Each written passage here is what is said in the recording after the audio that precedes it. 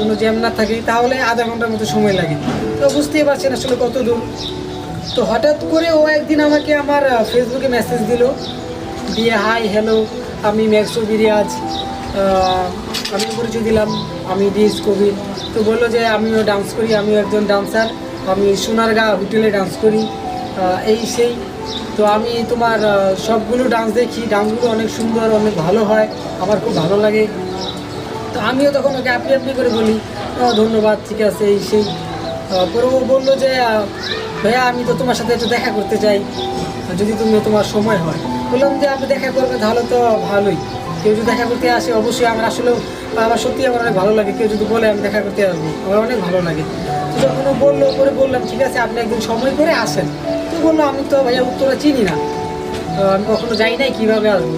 আমি অ্যাড্রেস দিলাম যেভাবে আসা লাগে। হঠাৎ করে একদিন চলে আসলো, এসে আমাকে ফোন দিল, আমি গিয়ে রিসিভ করলাম। রিসিভ করে অনেকক্ষণ কথা বললাম। তো ও আসলে এতটাই মানুষের সাথে মিশতে পারে, এতটা ভালোভাবে মিশতে পারে, আর এতটা মিষ্টি মিষ্টি কথা বলতে পারে, যে কোনো মানুষ দেখে গেছে ওর ওর কথার মায়া পড়ে যাবে, ওর সাথে মিশতে বাধ্য হবে। তো কথা বললাম। পরে একদিন আমার ছোটোখাটো একটা ডান্স একাডেমি ছিল, ওই সময় একদিন ঘুরতে আসলো, ঘুরার ফাঁকে অনেক কথাবার্তা হলো।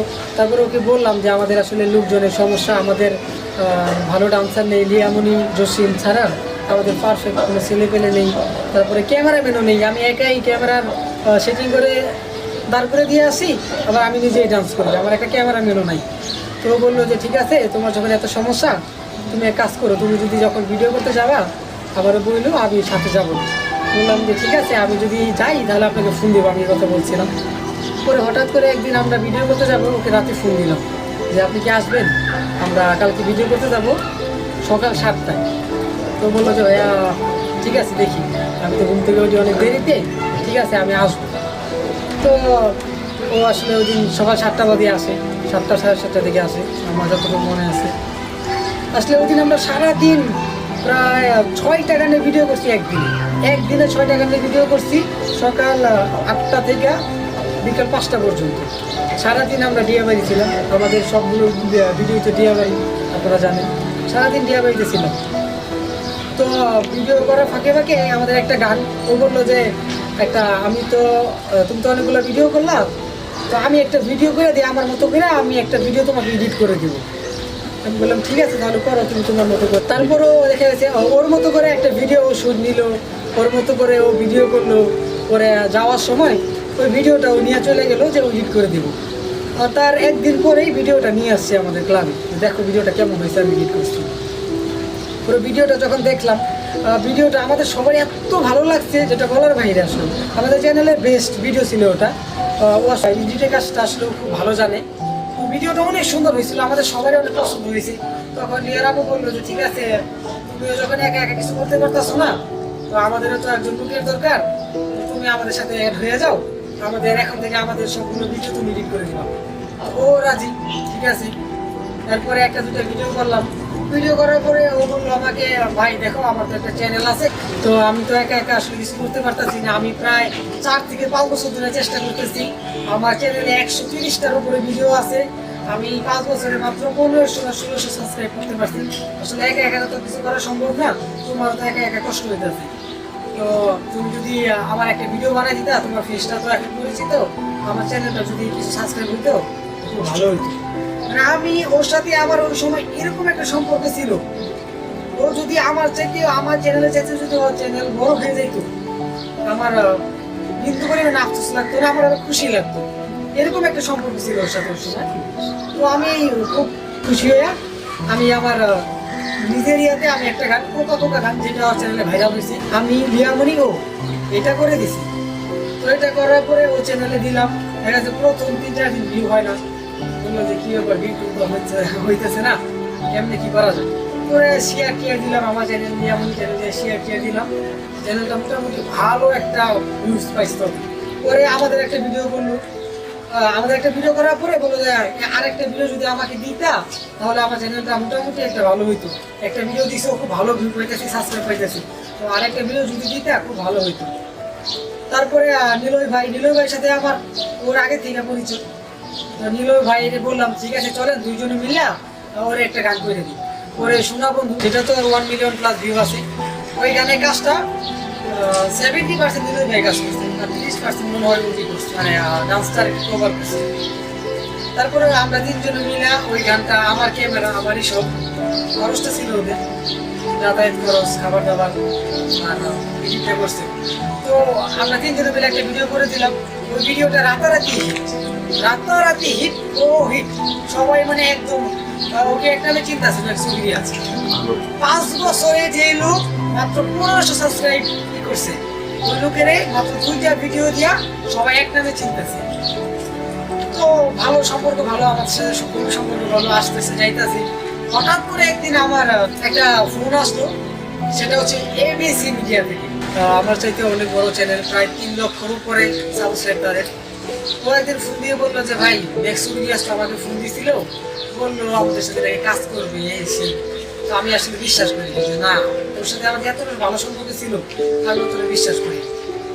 তো একদিন 2 দিন এরকম 1 সপ্তাহ পর হঠাৎ করেই দেখি যে অপূর্ব ডান্স কিং, এই চ্যানেলটা আপনারা সবাই চিনবেন, অপূর্ব ডান্স কিংয়ে ওর একটা ভিডিও।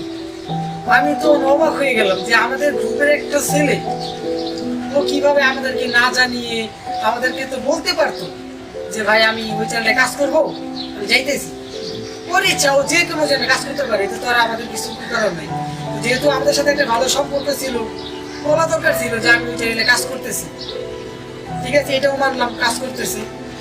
এরপরে আমার এই মোকাবেলা গানটা, যেটা দেখবেন যে ও ছিল ওই গানটাতে, ও আমি জসিম, মোকাবেলা গানটা একই গান অপূর্ব ডান্স কিংয়ে গিয়ে কভার করছে।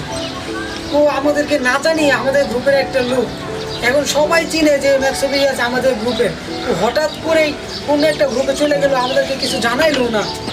আমাদের সাথে এত ভালো সম্পর্ক, অন্তত বলতে তো পারতো যে আমি ওই গ্রুপে অ্যাড হচ্ছি বা আমি একটা 2টা কাজ করবো, বাস বলে নেই। কিন্তু বলে নেই, ঠিক আছে, বলে নেই, এটা তার ব্যক্তিগত ব্যাপার।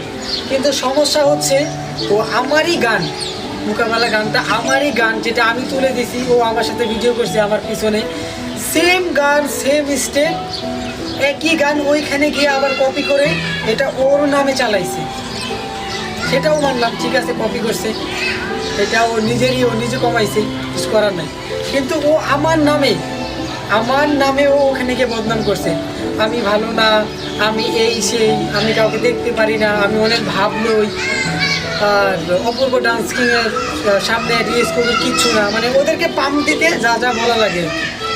ঠিক আছে, যাক, আমি তারপরে কিছু বলিনি। তো তার আগে একটু বলে রাখি, ও একটা অভিযোগ নিয়ে আসছে যে অপূর্ব ডান্স কিং ওকে ইনভাইট করছে, ও নিজের ইচ্ছায় যায় নাই, ওকে ইনভাইট করছে। ঠিক আছে, ওকে ইনভাইট করছে মানলাম, কিন্তু তোমাকে ইনভাইট করছে, তোমার তো আমাদেরকে বলা দরকার ছিল, তুমি তো আমাদের গ্রুপের ছিলা, তুমি তো আমাদের কাছের লোক ছিল, আমাদেরকে তো বলা দরকার ছিল, ঠিক না? বলে নাই, এখানে একটা মস্ত বড় বেইমানি করছে। তারপরে এবিসি মিডিয়া, যেটা বললাম, ওকে একদিন ফোন দিছে। আসলে ওর উদ্দেশ্যটা ছিল বিভিন্ন বড় বড় চ্যানেলে কাজ করবে, এরকম আমি, এবিসি মিডিয়া, অপূর্ব ডান্সিং, আরও যেগুলো আছে মোটামুটি ভাইরাল চ্যানেল, এগুলোতে কাজ করে ওর ফেসটা চিনাবে, তারপরেও একা একা কাজ করবে, এরকম একটা প্ল্যান ছিল। পরেও আমার সাথে কাজ করা শেষ, অপূর্ব ডান্সিংয়ের সাথে কাজ করা শেষ, এরপরেও গেল এবিসি মিডিয়ার কাছে, ওকে ফোন দিয়ে বললো যে আমি আপনার সাথে কাজ করবো, এই সেই, আপনার তো সাবস্ক্রাইব অনেক। আরে ভাই, আপনার তো ডিএস কবি, অপূর্বর সাথে সাবস্ক্রাইব, ওদের চাইতে অনেক সাবস্ক্রাইব, আপনার কাছে তো ওরা কিছুই না, এরকম পাম্পটাম দিয়ে আর কি ওদের সাথে কাজ করতে চাইছিল। কিন্তু ও আসলে জানতো না যে এবিসি মিডিয়া ওই ছেলেটার সাথে আমার খুবই ভালো সম্পর্ক ছিল, এটাও আসলে জানতো না।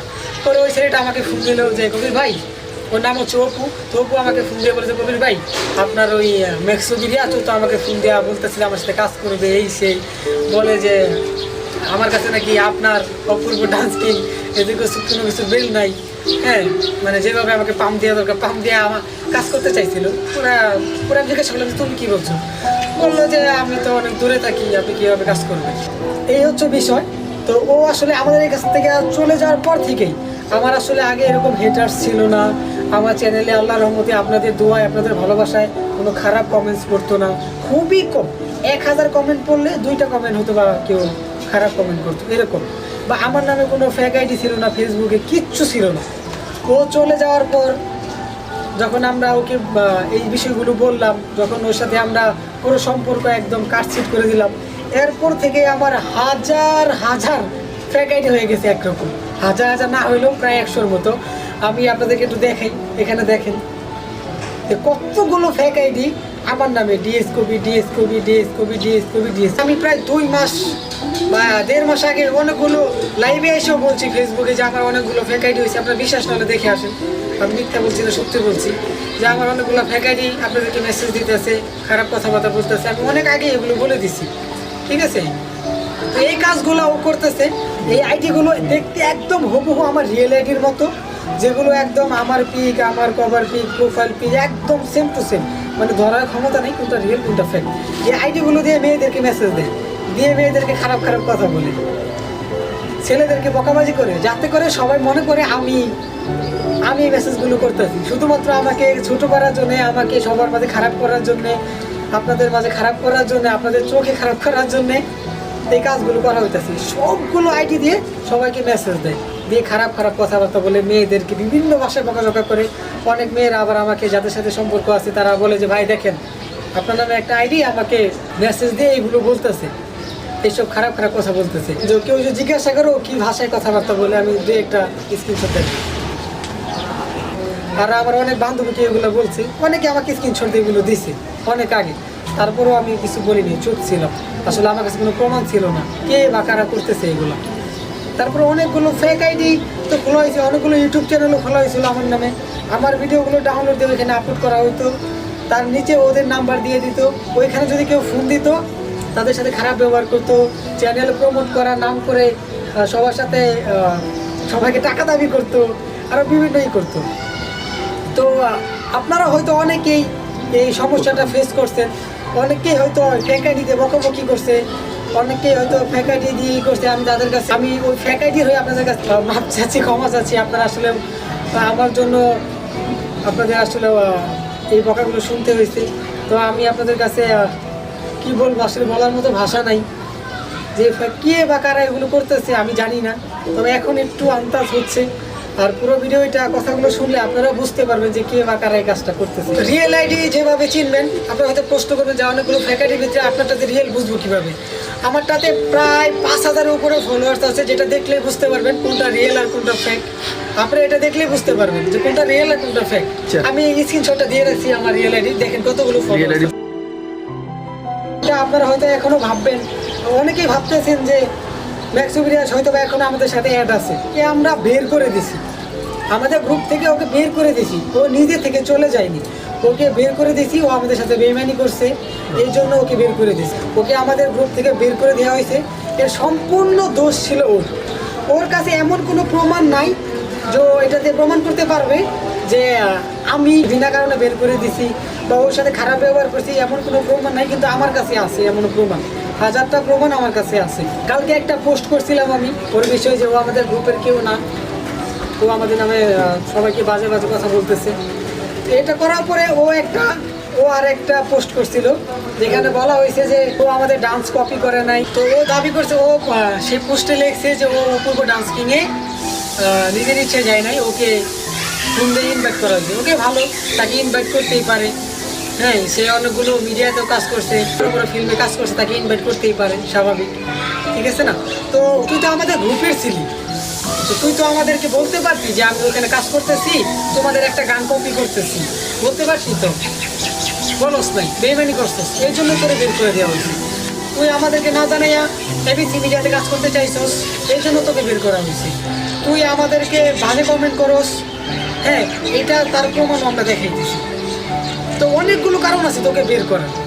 আর আমি 100% শিওর এই ভিডিওটা আপ হওয়ার পরে ও কালকে অনেকগুলো প্রমাণ নিয়ে হাজির হবে, কারণ আপনারা জানেন যে আমার ফেক